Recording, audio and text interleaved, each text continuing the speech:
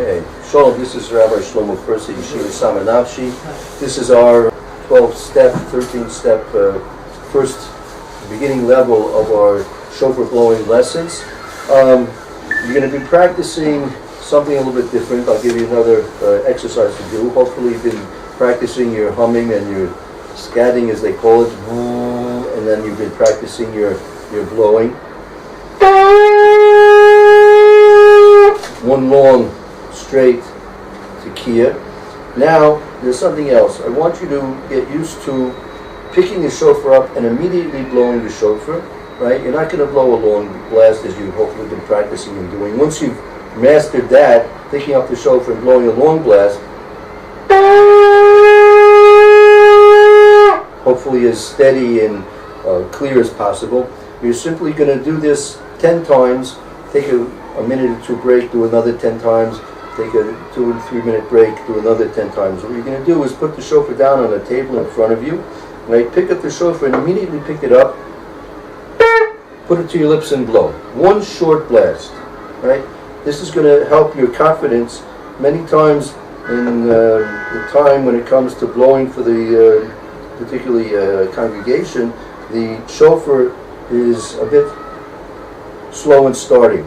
So by practicing the first initial blow, imagining before you pick up the shofar where the shofar is supposed to go, how your lips are supposed to be blowing, and how the shofar is supposed to connect, interface with your lips. When you pick it up, immediately put it and do that all at the same time with one short clear blow, right? That gives you your practice, your confidence that you can pick up a shofar, because when you're going to be blowing shofar, you have to have kavanah.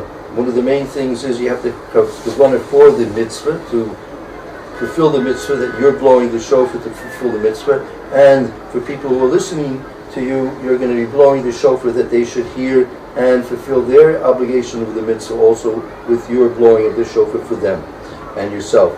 And again, before you even try and attempt to blow for anybody else or even for yourself in terms of fulfilling the mitzvah, again, you must go to a rabbi, right? Someone who knows about the laws of shofars and knows about shofars. Show them the shofar you've got. As a matter of fact, as I mentioned early on, when you go to a store and you're going to buy a shofar, right, you should make up with the store owner that you'd like to take the shofar to a rabbi, someone who knows to check out the shofar that it's in good shape, even if it has a sticker which shows it's kosher, in which most cases is probably fine. And don't forget to remove that sticker and remove all the glue, the gum that's on the shofar. Make sure that's empty and clean from the shofar. You want to go to a rabbi and make sure the store owner allows you to show it to a rabbi. And if it's not proper, if you don't approve, doesn't approve of it, you can get yourself an exchange or your money back or something like that.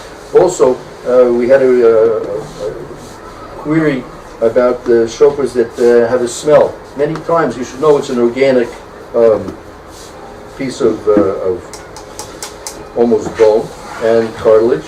And usually the shofar, the way it grows, is that there's a fleshy part in the shofar. So sometimes in the cleansing of the shofar, when they're doing it, there are pieces of flesh left and they're decaying in the shofar. So if it's not cleaned out properly before you buy it, you'll have to do a little cleaning to remove that smell. Take a baby brush, first of all, and go through that until this end, clean it out.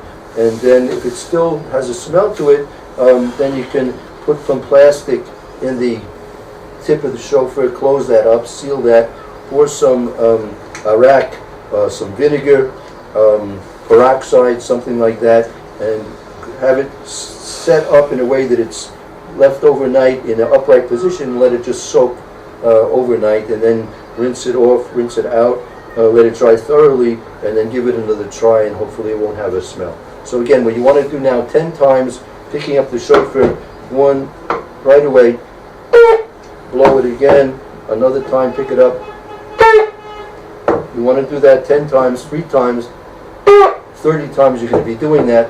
That's your next practice session, which you're going to be working on. Till next time, have a good day. Shalom and bye.